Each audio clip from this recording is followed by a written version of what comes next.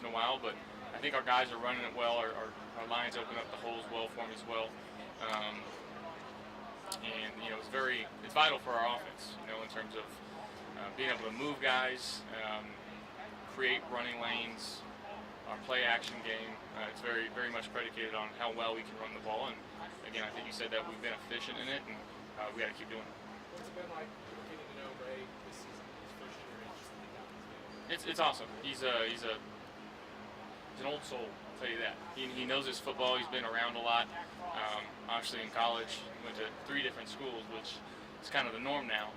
But he's a team-first guy that just wants to do whatever's asked of him, and he runs the ball extremely hard. He's very good in a duo and a inside zone scheme. He's a one-cut guy, kind of lower to the ground. He packs a punch, but he's very decisive in his running, and that's what I think makes him really good for this team. Hey Josh, go ahead and knock out real quick. 7 games, no points, which is what do you think? Why do you think you've been so much more efficient? Well, I think the defenses, like I said, whether it was last week or 2 weeks ago, they've dropped a couple, which helps. But just making better decisions, understanding the game plan, knowing where my answers are, and utilizing my legs when I need to. But again, just better decision making. I think that comes with the coaching in Joe and RC and quarterback room that we have. Just talking to those guys, relying on the information that they're giving me, and just going out there and the mindset of just trying to play smart and sound football and taking opportunities and shots when they're there. Yeah, How much pride do you take in coming in back when that's something you've been, we've asked it all in the past, always been something on your mind. So how much pride are you able to take in how it's been going so far? A lot of pride. I think that's one of the things I wanted to clean up really the last couple of years, and to now go out there and do it. It's easier said than done. And again, it takes some luck to get there. You're going to have balls that shouldn't be intercepted that are intercepted, and you're going to have balls that probably should be intercepted that aren't. So, again, I'm just trying to take it one play at a time, make the right decision, and get it to our guys. Hey Josh, I know you're kind of self-deprecating there a little bit when you say that the defense has dropped some, but it really hasn't been that many. When you review film, do you grade yourself on a throw that maybe it was dropped? Like to your point there about the defense should have intercepted it. How do you view those types of plays? Yeah, I mean, bad decisions. A couple of them were late in game, desperation plays, but there's certain times where that's going to be necessary. You're going to have to take some risks. You're going to have to try to push the ball downfield and do whatever you can to help your team.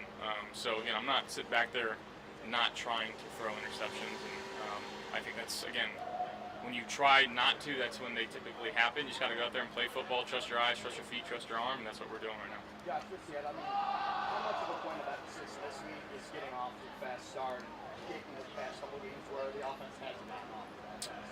Yeah, I mean, I think really in all but maybe 1 or 2 games, we really haven't clicked early on, and it's taken us a couple drives to fill out what the defense is doing and getting into a rhythm. So getting off to a fast start is our utmost important thing going forward, and starts with a good week of practice, and then going out there next year to game plan. But it feels like when we go back and watch the film, it's a lot of what we're doing. It's a lot of self-inflicted stuff. It's missed reads. It's pre-snap penalties. It's whatever the case may be. But we really feel like we're hurting ourselves, not so much what teams that we're playing against are doing. So that's something we're looking to clean up, and we got more opportunities for that, and Sunday's the first one. How does this 2 more for Josh bring so much pressure? Yeah, I think they bring it from different areas. They give you different looks. I think they've got really good checks in there, especially in their empty calls, where it's kind of simulated pressures where you're not really hot. You've got enough guys to block, but they're bringing them from the other side that you're going to. So again, just making sure that we're keen on talking and communication and making sure we're protecting ourselves, and then just again trying to throw it to our guys and get the ball in their hands moving and let them go get some rack.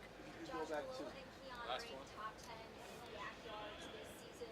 What do you think has led to that when you watch the tape back? Yeah, I think it's offensive scheme, getting them in positions where they can catch and run. Part of it's again ball placement, making sure that they can catch the ball in front of them while they're moving, not slowing down. And then part of it is that being who they are, being able to make guys miss, being able to stay on their feet. You talk about Khalil, some of the stuff that we've been able to do with him. Again, is just kind of what he does. He's so his ability to bounce off tacklers and stay low to the ground.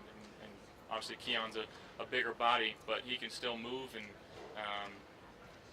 create some racks. So that's very, very promising to see. Thank you guys.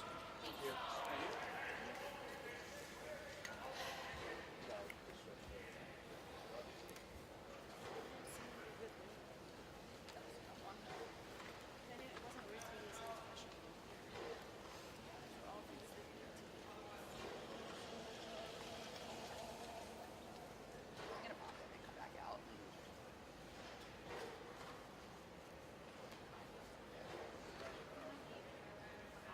Okay. Most I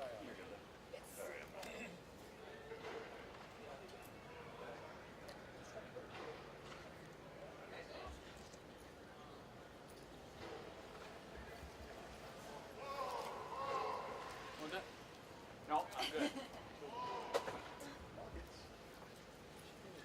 Still got the basketball. See the goal back there, huh?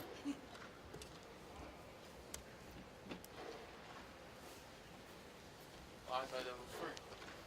Where can you shoot? You got a favorite NBA team you follow? Nah. About to be the Raptors. We catching some of them games. Them is leaving. We'll see what they talking about. Yeah, and we were just talking to Josh for a little bit about Bruce. I think he hasn't had an interception. He's been able to cut back on those a lot, which is something I know you weren't here for past years, but something he's worked on. Just what do you see as a receiver of what he's been able to do to kind of limit his own turnovers and make I mean, us as a receiver group getting open, running backs getting in these spots, trying to get where they need to be, and him making the right decision. And if it ain't there, throwing the ball away or making something happen with his legs. But mostly just making the right plays. What's it been like getting to know Brady? It's been cool. I think I met Ray through around I think I met him pre-draft or something, combine maybe. But it's been cool. I turned him one of my best friends on the team. Getting to hang with him day in and day out. We actually room together for the games and stuff, so we get to chop it up a lot. It's been pretty cool. What's something that you've learned about him, either as a football player or just off the field, during those times you've been together? I don't want to say nothing crazy. Hold up. Let me think. I'm gonna come back to your question. Let me think. how is he as a roommate? I mean, he's great. I mean, you don't be in there too much. You get a little break and stuff, but we be cool. Keep his space clean, keep my space clean, but we keep each other for real. How's the day change? Just playing at my own pace. That's pretty much it. Just playing at my own pace. What's that mean? I don't get sped up. I mean, get where I need to be when I want to be there, and just the ball find you, make the plays. As an ex-receiver, you don't always get doing a lot of sideline work. You don't get a lot of easy opportunities to run after the catch. But you've had a couple of big run after the catch plays last couple weeks now. Do you feel like that's something you felt like you bring to the table? Yeah, I mean, that's pretty much all I've done since high school, college. Give me the ball, make some guys miss, get down the field, and continue to move the chains. And definitely on occasions, if I don't trip, I'm gonna crib something. But it is what it is. Just checking on Amari's touchdown. You two were talking to me.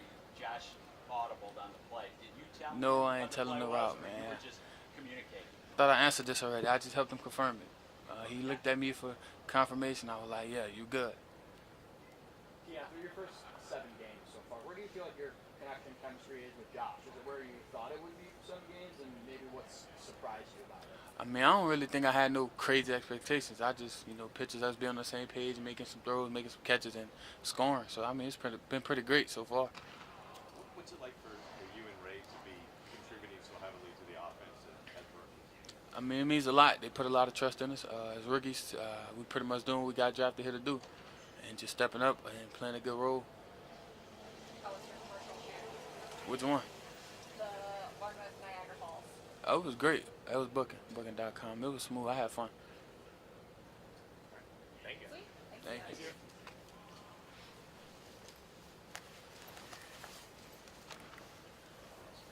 Taylor.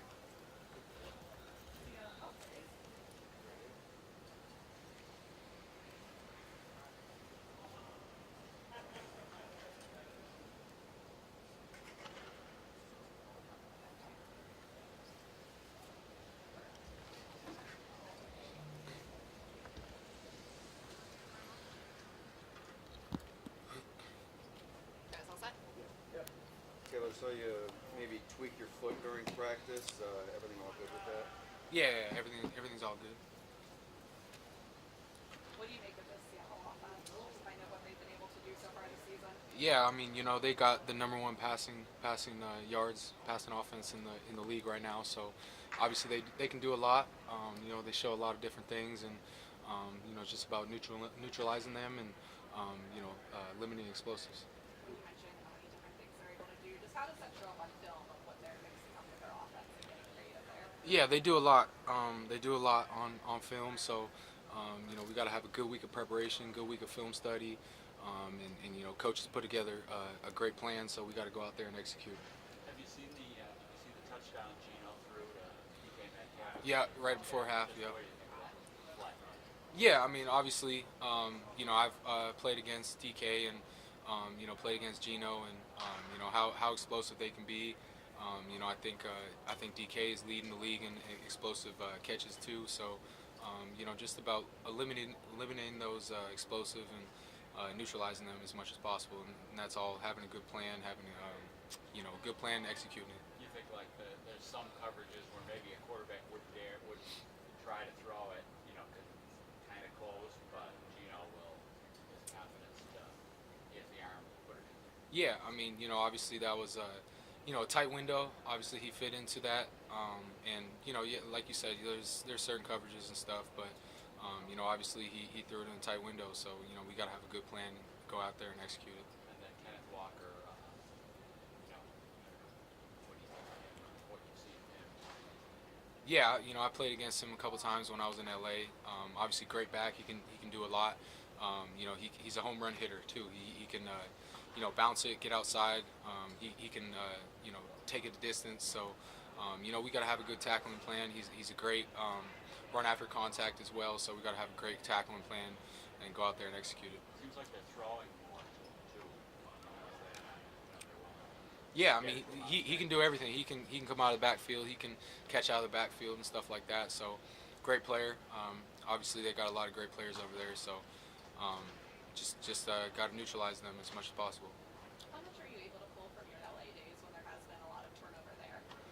Yeah, I mean it's obviously new OC. Coming from my alma mater, obviously, Coach Grubb. So, but they got a lot of similar players still there. So, just I guess more personnel-wise, pull from there.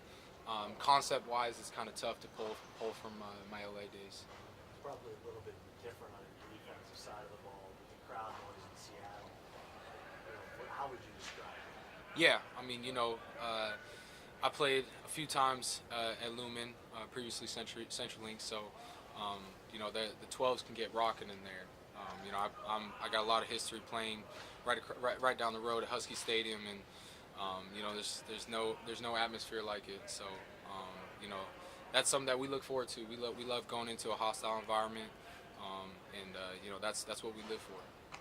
Like you said, you've played there before, but how exciting is it to go home? Yeah, very exciting. I got my wife and I's family still live up there. My family, so I have a few people come to the game and stuff. Got some family friends too. So it's always nice to have a homecoming. So it'll be nice. You mentioned, first couple last, you mentioned limited explosive play. Just in terms of what you guys set out to do on a given day, what is that as sort of a point of pride on your secondary when you look at that as an achievement? Yeah, I mean, anytime you can eliminate explosives from a game and make the offense dink and dunk and drive it down there, they really can't do that. A lot of offenses, they live off of explosives. They're living off of a few long explosive runs, long explosive passes. So anytime as a defense you can, limit them, neutralize them, especially in the back end, the back seven, in the passing game, man, that can do a lot for your defense. That can do a lot for, the outcome of the game. How do you walk that line? Being aggressive, wanting to get after it, but making sure that they don't get behind. Yeah, I mean, I think it just comes down to your keys and doing your job. You can stay aggressive within the rules of the defense, the rules of your job each play, but just having great awareness of formations, where they're putting certain players, the situation of the game, the down distance, stuff like that. That's where you're taking to the next level of eliminating the explosives and stuff. But it all comes down to doing your job and reading your keys. That's it. I know you played with DeMar as a teammate all last year, but getting out there, side by side for these first 7 games or so, what have you learned about him in that time playing with him? Yeah, I mean, we've formed a great chemistry. Even going back to last year, just all the reps that we've gotten throughout the off-season program, going through summer, going through training camp, going through preseason, going through this whole season, man. We've got a great chemistry going. We know how to work off each other. We know how to communicate. We know how to, play off each other and stuff like that. So, we're continuing to build that chemistry, and I'm excited to see where it continues to go. On top of that on-field chemistry, DeMar called you his partner in crime after the Jets game. What's that personal relationship like? Yeah, man, it's awesome, man. I think, this culture and this locker room, I've never seen, so many guys care so much about everyone. And, I love everyone in that DB room. I love everyone in the defensive room. I love everyone in this locker room like a brother. And I've never seen a brotherhood like it. So it's something special. Thank you, guys.